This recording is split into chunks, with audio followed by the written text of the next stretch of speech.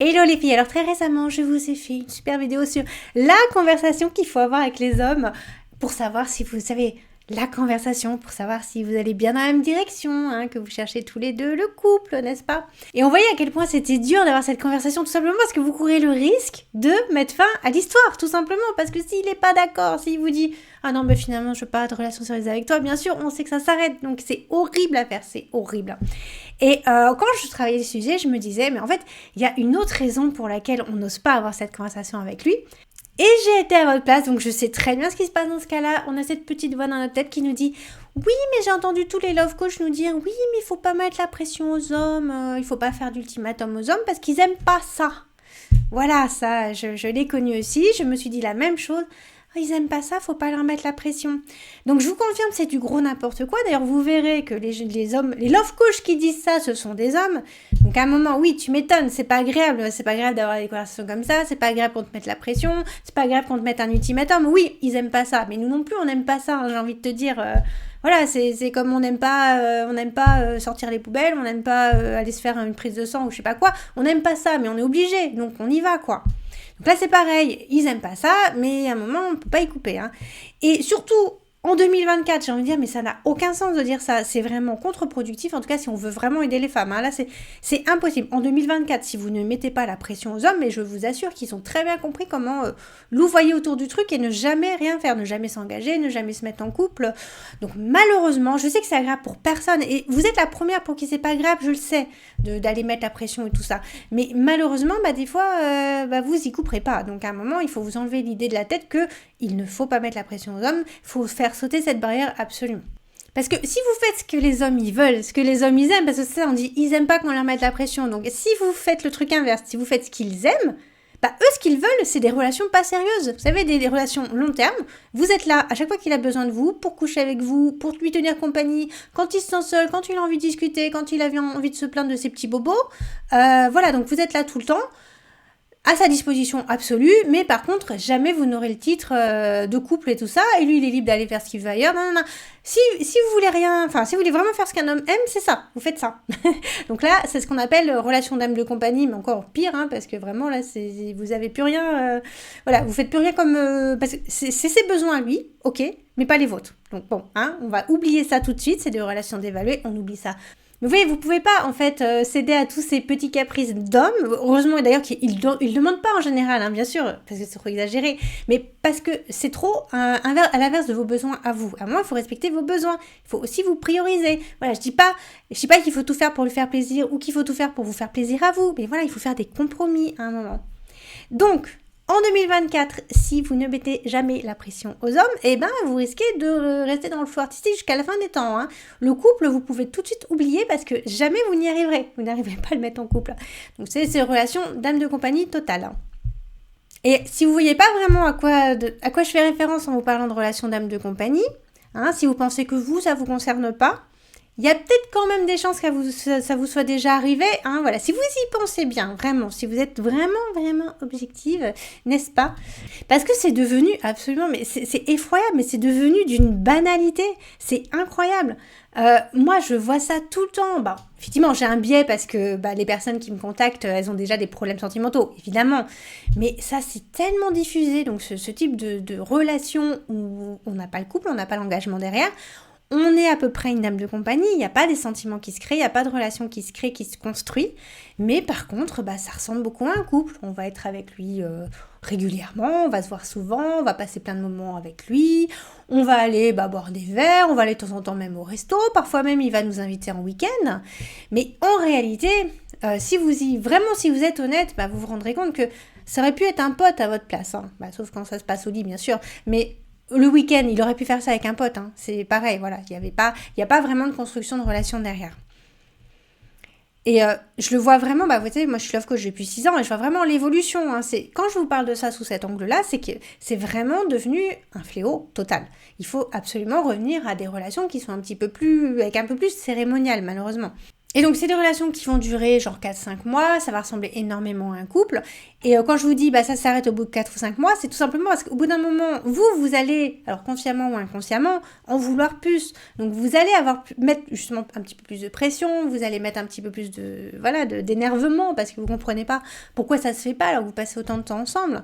Et en général, c'est vous qui commencez à changer et c'est là que du coup, il se rend compte qu'il ne va pas pouvoir continuer comme ça, que vous allez devenir chiante.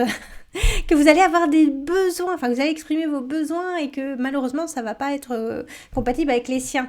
Donc c'est pour ça que c'est vraiment toujours ça, 4-5 mois. C'est pas parce que lui il change, parce que lui il y a un truc qui se fait dans sa tête, c'est parce qu'il sait que à un moment il a deux solutions, soit il s'engage, soit il s'engage pas, et s'il est vraiment pas prêt à s'engager, malheureusement c'est la seconde solution quoi. C'est pour ça que c'est un moment de jonction. Et vous savez, dans le film Barbie, je ne sais pas si vous vous souvenez de si vous l'avez vu, si vous vous souvenez de ce passage, mais à un moment, on est dans Kenland, là, quand il a pris le contrôle de la maison, là, il nous sort l'expression long term, long distance, low commitment, casual girlfriend. Excusez mon accent, mais on pourrait traduire ça à peu près par une petite amie sans prise de tête, avec faible engagement, long terme et à distance. Alors là, quand vous avez ça, vous avez tout gagné. Ça, vous voyez, ça c'est le rêve des hommes. C'est le rêve des hommes, mais voilà, c'est trop à l'encontre de nos besoins à nous. On ne peut pas laisser faire ça. C'est tout simplement ça. C'est pas respectueux pour nous, donc on ne peut pas laisser faire ça. C'est bien de vouloir leur faire plaisir, mais à un moment, ça ne doit pas nous nuire. Bon, c'est ça la question. Il faut un équilibre. Dans les débuts de relation, il faut un équilibre. S'il y a une des personnes qui ne respecte pas l'autre, ça ne peut pas se faire, c'est pas possible. Et vous voyez, quand il arrête une relation, un homme arrête une relation au bout de 5 mois. Vous êtes au bout de votre vie, vous vous sentez pas respecté et tout ça. Mais en réalité, vous avez quand même, dans votre malheur, vous avez quand même un petit peu de chance parce qu'il y a des hommes qui n'arrêtent pas déjà. Ils savent qu'ils sont pas sur la même longueur d'onde que vous, mais ils vont continuer quand même à profiter de vous. Ça, c'est horrible. Au moins, là, dans ce cas, au moins, il a eu le respect d'arrêter, quoi. Parce que il va pas vous laisser vous mener en bateau. Alors, il aurait pu faire ça avant, ça, c'est clair. Je pense qu'il avait compris depuis un moment que vous en vouliez plus. Mais au moins, il abuse pas plus que ça.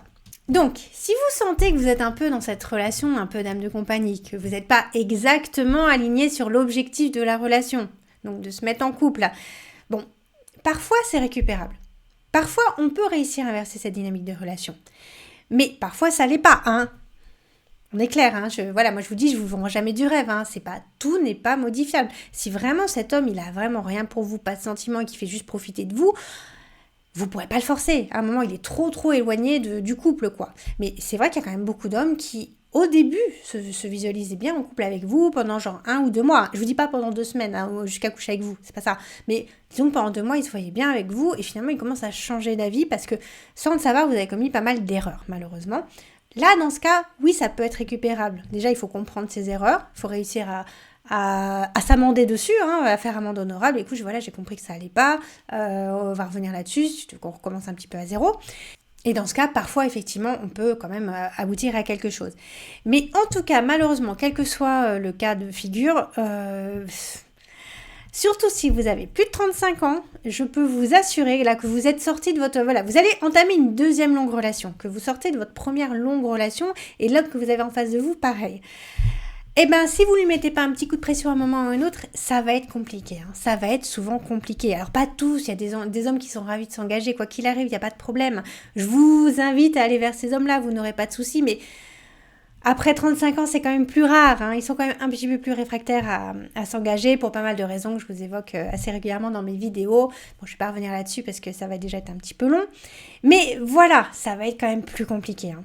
Mais le petit coup de pression, parce que soit vous acceptez de sacrifier totalement vos besoins à vous, et ça c'est pas possible, pour combler ses besoins à lui, ses fantasmes, soit vous le ramenez un petit peu à la réalité, quoi, pour arriver à une relation un petit peu plus équilibrée.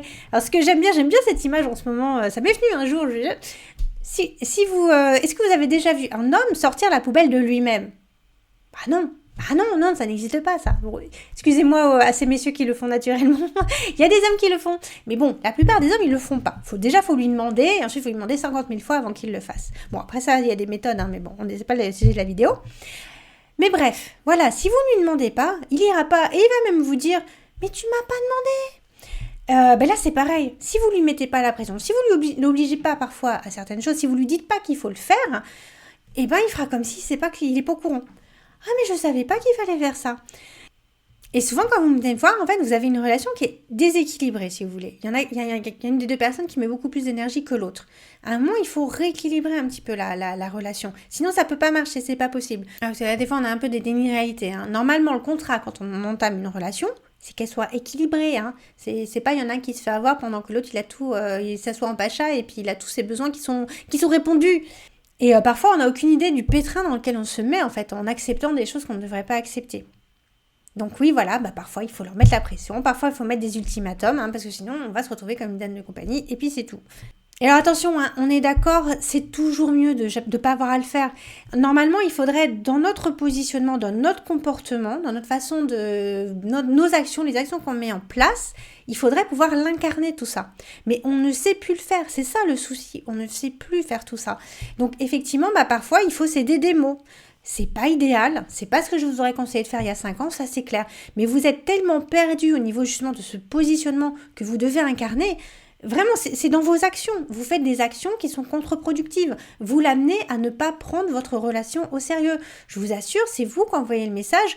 Ah non, mais moi je suis pas une relation sérieuse, t'inquiète pas, c'est pas la peine de me prendre au sérieux, c'est pas la peine de t'attacher à moi, c'est pas, t'inquiète pas, on n'aura pas de relation sérieuse, je ne le mérite pas. Vous envoyez ce message très clairement et d'année en année, c'est de pire en pire.